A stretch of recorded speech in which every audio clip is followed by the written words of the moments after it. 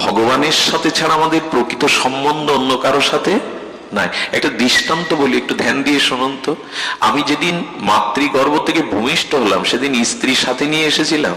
পুত্র স্ত্রী সম্বন্ধগুলো কি সাথে নিয়ে এসেছিলাম না এখানে এসে তৈরি করা? পিতামাতার সম্বন্ধটাও আগে ছিল না, আসার পরে তবে কতজনকেই বাবা, দাদুকেও বাবা বলেছি, দাদু হেসে বলেছে আমি তোর বাবার বাবা, তোর বাবা না। তার মানে ওইগুলো সাথে নিয়ে আসিনি, এখানে এসে তৈরি করেছি। আচ্ছা, মৃত্যুর পরে স্ত্রীর সম্বন্ধ থাকবে, পিতামাতার সম্বন্ধ থাকবে? থাকে কি? কিন্তু ভগবানের সাথে তো পাতানো সম্বন্ধ নয়, এটা এই জন্মের নয়। শ্রী গুরুদেবের সাথে সম্বন্ধ তোমার এক জন্মের নয়। এ কথা কি মনে রেখেছি যে এরা যারা এই সম্বন্ধগুলো আমাদের তৈরি করা? আরো একটু কথা শুনুন। আমাদের যাজ্ঞবল্ক্য, মহর্ষি যাজ্ঞবল্ক্য তার সহধর্মিণী মৈত্রী দেবীকে বলেছিলেন, মৈত্রী, পিতা পুত্রকে ভালোবাসে পুত্রের সুখের জন্য না পিতার সুখের জন্য। খুব ধ্যান দিন কথাটি। পিতা পুত্রকে ভালোবাসে পুত্রের সুখের জন্য না পিতার সুখের জন্য। সন্তান মাকে ভালোবাসে মায়ের সুখের জন্য না নিজের সুখের জন্য। স্ত্রী স্বামীকে ভালোবাসে স্বামীর ভালোবাসার জন্য না নিজের সুখের জন্য। আবার স্বামী স্ত্রীকে ভালোবাসে স্ত্রীর সুখের জন্য না স্বামীর সুখের জন্য। আমাদের বেনাপুর পাটবাড়ির ঠাকুর হরিদাসের চরণাশ্রিত পরিষদ বৃন্দ, সেবক বৃন্দ, কমিটি বৃন্দ এসছেন। আমরা একটু ঠাকুর হরিদাসের ধামের মানুষদের একটু জয়ধ্বনি দিয়ে বরণ করি। জয় শ্রী গুরু প্রেমানন্দে গৌর হরি বল। জয় শ্রী। ওনাদের বারবার আসন।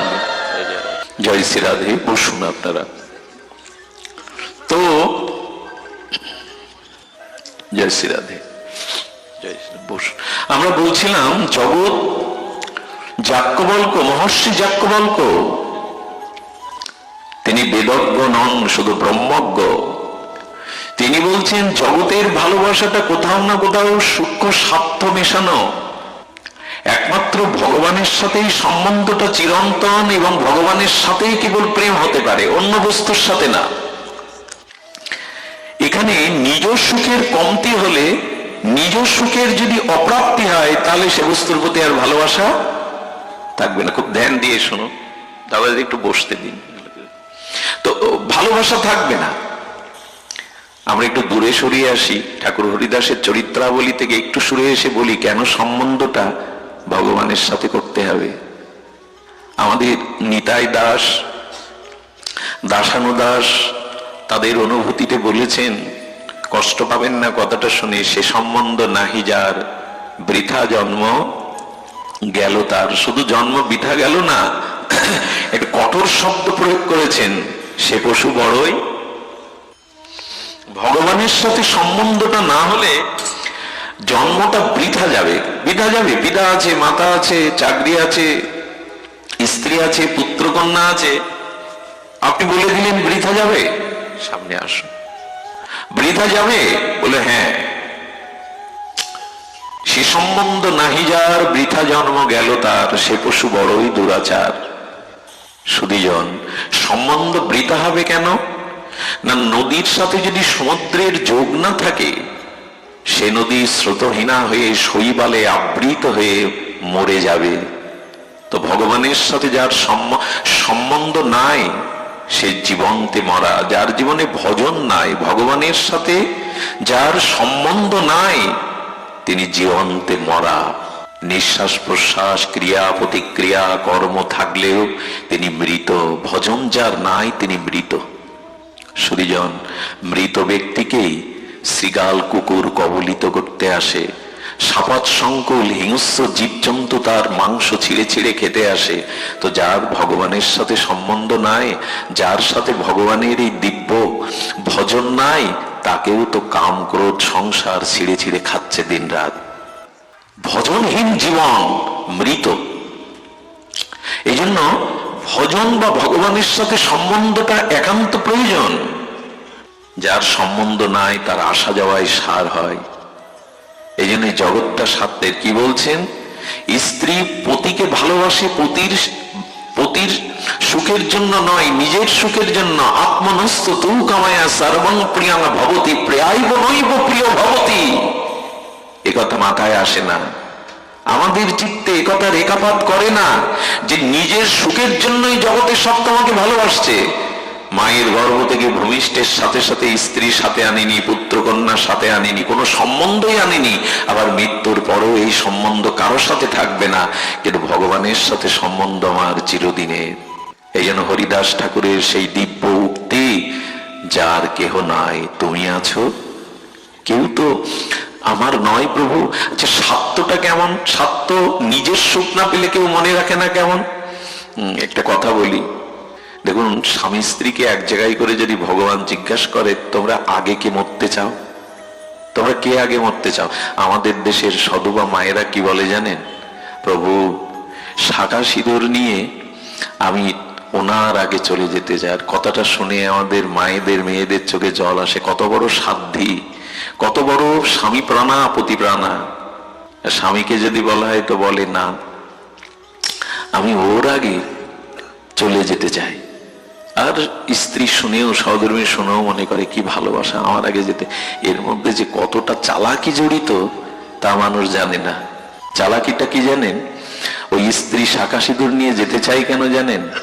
স্বামী হারা বিধবা হয়ে যদি পড়ে থাকি, আজকাল এই ছেলে মেয়ে এরা তোমায় দেখবে না, বৃদ্ধাশ্রমে পাঠিয়ে দেবে। বেটা থাকতে থাকতেই যদি যেতে পারি তবেই ভালো। ওইখানে নিজ সুখের কারণে একথা বলে। আমি এক মাকে প্রশ্ন করেছিলাম, মা, একটু বুদ্ধি করে প্রশ্ন করেছিলাম, কিন্তু তিনি সবার থেকে আলাদা। তিনি বলেছিলেন, না, আমার আগে যেন উনি চলে যায়। একথা সবাই বলতে পারে না। তো এই জন্য স্বামীও বলে কেন জানেন? স্ত্রী ছাড়া পুরুষের বার্ধক্য দশায় যে কি যন্ত্রণা, সেই যন্ত্রণাও চাচ্ছে না। এই জন্য বলে আমি ওর আগে। আর আমরা বোকা শুনে মনে করি কি প্রেম, কি অনুরাগ, ওর আগে যেতে চাই। চাইছে, যেতে চাইছে যে কেন, এর রহস্য শাস্ত্র ধরিয়ে দিয়েছে। নিজের সুখের জন্য অন্যকে ভালোবাসি আমরা, তার সুখের জন্য না। এই কথা যাজ্ঞবল্ক্য মহর্ষি বলছেন মৈত্রী দেবীকে। আচ্ছা, পুত্রের কথা ভাবুন, সন্তান তো কত আদরের। খোকা, এক কাপ চা করে দিতে পারিস, বৃষ্টি হচ্ছে। হ্যাঁ বাবা, তোমার জন্য পারবো না। দৌড়ে গিয়ে চা করে আনলে। তুই শ্রবণ কুমার, অন্ধমণির পুত্র যেমন বাকে করে বাবা মার ভার, তুই শ্রবণ কুমার, ধন্য আমি তোর মতো পুত্র পেয়ে। 10 মিনিট পরে বললেন যা বাজারটা করে আন। বলে আমি যেতে পারবো না। 2-4 বার বলার পর বলে কি, এই রাক্ষস পুত্র কোথা থেকে যে জন্মালো। 10 মিনিট আগের আর 10 মিনিট পরের ভাষা বদলে গেল কিনা। সব বদলায়। কেমন বদলায় জানেন? এইভাবেই বদলে যায়। দিল্লিতে আমি একবার একটা ঘটনা শুনেছিলাম আমার পরিচিত জনের মুখে। 1 এপ্রিল কি বলে? এপ্রিল ফুল, বোকা বানানোর দিন নাকি। তো শাশুড়ি আর বৌমার মধ্যে খুব মানে তাদের অন্তরঙ্গতা, এগুলো সখীর মতো। তো স্বামী অফিস থেকে আসার আগে স্ত্রী একটা চিঠি লিখেছে, অন্য পুরুষের নাম লিখেছেন, ওগো প্রিয়তম, আমি তোমারই, এইখানে আটকে পড়ে আছি, কিছুদিনের মধ্যেই আমি সব বাঁধন ভেঙে তোমারই হব। এই চিঠি বালিশের তলা একটু বের করে রেখে দিয়েছে, সামান্য অংশ। স্ত্রী, এই স্বামী অফিস থেকে এসেই ওই চিঠি, চা এনেছে মিষ্টি করে, বেরিয়ে যাও, তোমার মুখ আমি দেখতে চাই। আমার ডাউট ছিল আগে থেকে, আসলে তোমার চরিত্র ভালো না। কি অভিশাপ আমার মাথার উপরে। এই চিৎকার করে যখন ভাঙাচুরো শুরু করেছে, মা এসে বলছে, খোকা এত রাখছিস কেন অফিস থেকে? আগেই আমি জানতাম মা, কাকে এনেছো আমার জীবনে, সর্বনাশীকে। এই দেখো চিঠি। মা খিলখিল করে হাসছে, বৌমার কাঁধে হাত দিয়ে দুজন হাসছে। হ্যাঁ মা, তোমরা হাসছো? বলে আজকে এপ্রিল ফুল। আমি বৌমাকে বলেছি একটু লিখে দাও, তোমার এসে কি ব্যবহার করে। তাই তো মা, আমি ভেবেছিলাম ও তো এমন হতে পারে না, এ তো হওয়া ঠিক নয়, আমি তো জানি সে এমন নয়। বদলে গেল। একটু আগে যখন তার স্বার্থ সংরক্ষণ হচ্ছিল না, ডাইনি পাশানি, তাই তো ভাবি ও তো আমারই। এই জগতের রহস্য বোঝা খুব মুশকিল। দোকানদার দেখুন কেন লাইট করে ডেকোরেটিং করে সাজিয়েছে। যেই আপনি যাবেন, আসুন আসুন, আপনার অপেক্ষায় তো ছিলাম, ভেতরে কি মিষ্টি ব্যবহার।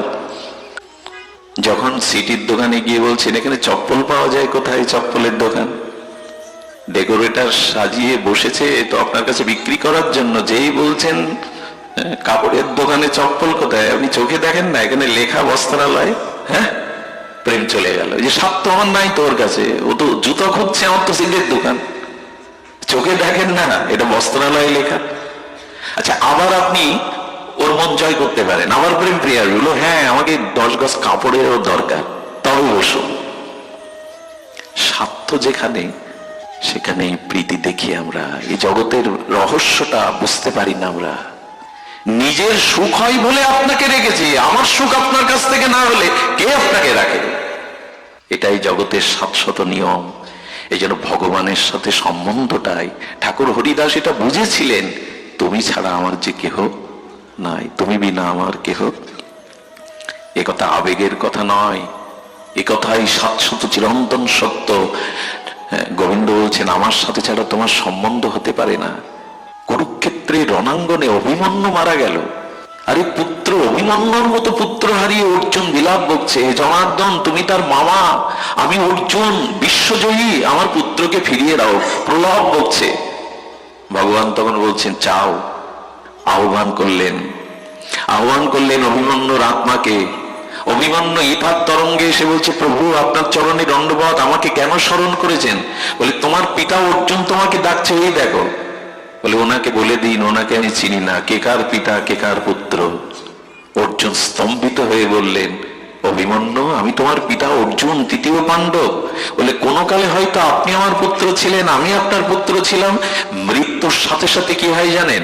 মৃত্যু মানে মৃত্যুর অত্যন্ত বিস্মৃতি। ঘুমালে যেমন আমি ভুলে যাই কে আমি, কে আমার স্ত্রী, কত টাকা পয়সা ব্যাংক বলে মনে থাকে গভীর ঘুমে, কিন্তু ঘুম থেকে উঠলে আবার স্মৃতি ফিরে আসে।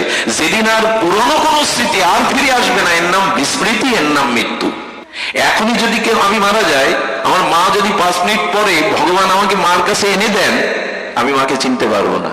মৃত্যুর অত্যন্ত বিস্মৃতি, সব ভুলে যায়। মৃত্যুর যন্ত্রণাটা তো কঠোর হয়, ওই সময় স্মৃতিশক্তি আর কিছু পেছনে মনে থাকে না। বলে ওনাকে বলে দিন আমি ওনার কেহ না, এক ভগবান ছাড়া আমার কেউ নেই। অভিমন্যু বলছেন আমি পরমানন্দ তার চরণে আছি। অর্জুন তখনই ভগবানের অভিপ্রায় বুঝলো, সত্যিই তো কেউ কারো নয়। আমরা কবে বুঝবো? এটা ঠাকুর হরিদাস বুঝতে পেরেছিলেন। না ঘর, না সজ্জন, না বিলাস, না পোশাক, না কোনো বন্ধু সজ্জন, একমাত্র হরিনামকে আর শ্রী গৌরকে তিনি জীবনের সার করেছিলেন। এই জন্য এই জগৎটা মায়া দ্বারা রঙিন করে দিয়েছে। বুঝতে পারছি না কে আমার। এই জগৎ ভয়াবহ রূপ নিয়েছে। বিদেশ থেকে তার ছোট্ট 2 বছরের ছেলের জন্য টাকা পাঠায়, তার সুন্দরী স্ত্রীকে, ছেলেটাকে দুধ কিনে দিও, মানুষ করো। আর এদিকে কি করে জানেন? এদিকে একটু সম্বন্ধ নূতন করে এই ছেলেটাকে বস্তায় পুড়ে কেটে নদীতে দিয়ে আরেকজনের হাত ধরে চলে যায়। এটা পুরুষও যায়। কত ডাস্টবিনে, কত অনাথ আশ্রমে পালন হচ্ছে, তারা অনাথ না, তাদের পরিচয় দেবে না বলে জন্মের পরে অনাথ আশ্রমে রেখে আসে। এই জগতের ভয়াবহতা আমি 2001 সালে একটা পাঠে বলেছিলাম। এই কেশবপুরেই একটা আখ খেতে এক নবজাতক শিশুকে তার মা পরিচয় দেবে না বলে ফেলে দিয়েছিল। 2টো কুকুর সারা রাত আখ খেতে ওই বাচ্চাটাকে পাহারা দেয়, পেপারে পড়ানো।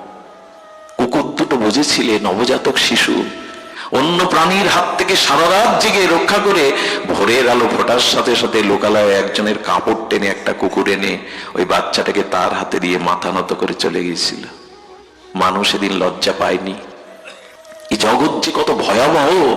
সম্পত্তির জন্য পিতামাতাকেও মানুষ হত্যা করে। আশ্রমের গুরুদেবের পদের লোভে গুরুদেবকে মিথ্যা বদনাম দিয়ে তাড়িয়ে দিয়ে পদ দখল করে। এই জগতে যেখানে নিজের স্বার্থ নাই সেখানে প্রিয়তা থাকতে পারে না। এই জন্য এই জগতের রহস্য ভেবে ঠাকুর হরিদাস বুঝিয়েছিল, হে গৌর তুমি ছাড়া যে আমার কেহ নাই। সে সম্বন্ধ নাহি যার বৃথা জন্ম। সম্বন্ধটা হৃদয়ের, বুঝতে পারে। লোচন দাস ঠাকুরের কথা মনে আছে? এই লোচন দাস ঠাকুর মহাপ্রভুকে চিঠি লিখেছে, প্রভু বাসর রাতে যেতে যেতে, যেদিন মহাপ্রভুর বিষ্ণুপ্রিয়ার সাথে বাসর রাত্রি, সেদিন যেতে যেতে প্রিয়াজি চৌকাটে আঘাত লেগে প্রিয়াজির একটু আঙুল কেটে গিয়েছিল। মহাপ্রভু বুঝতে পেরে পায়ের একটা আঙুল দিয়ে ওটা চেপে ধরেছিল। এটা লোচন দাসকে এটা দেখার কথা বাসরের।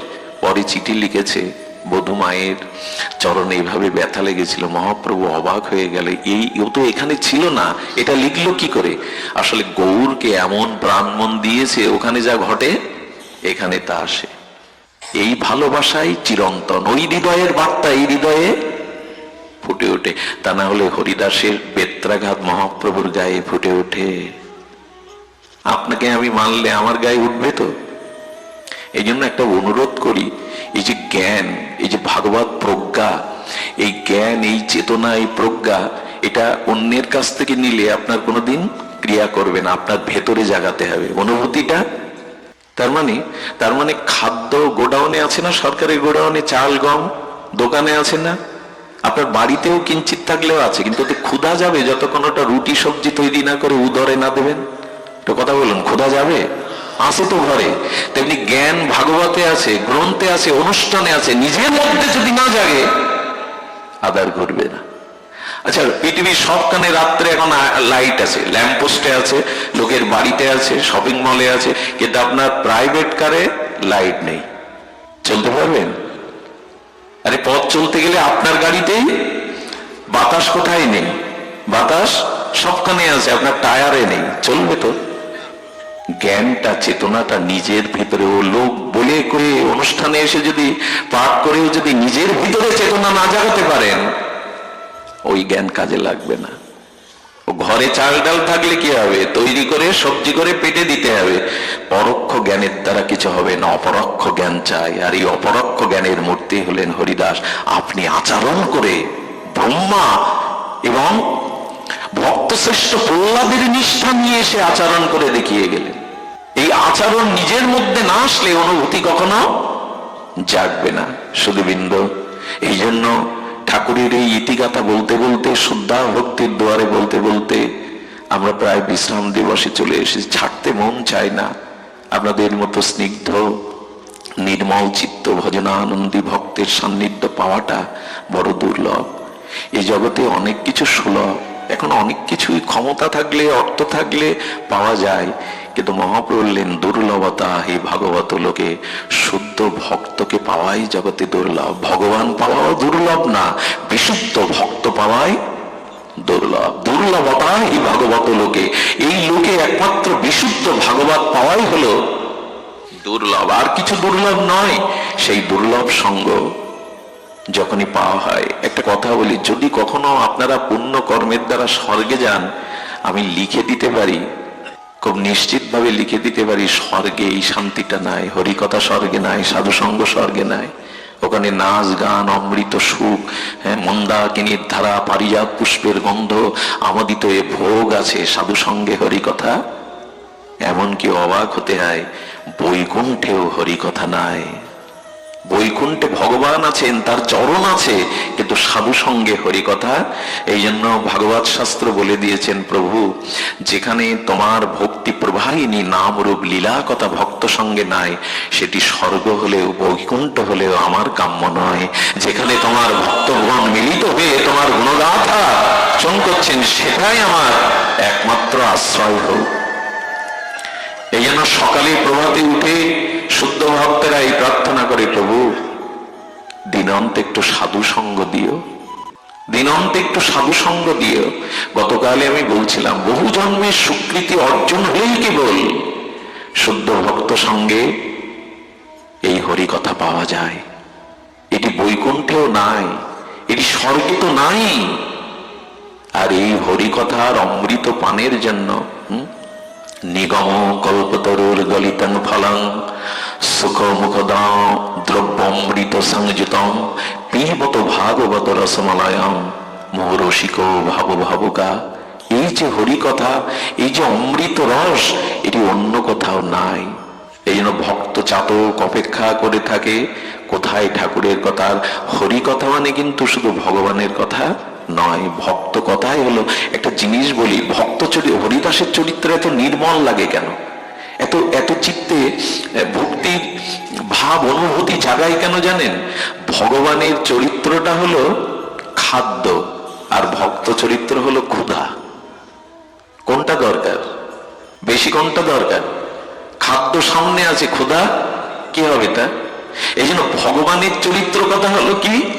খাদ্য। আর ভক্ত চরিত্র ক্ষুধা।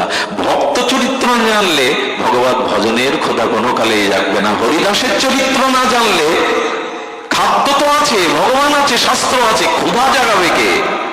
ভক্ত চরিত্রই ক্ষুধা জাগাবে।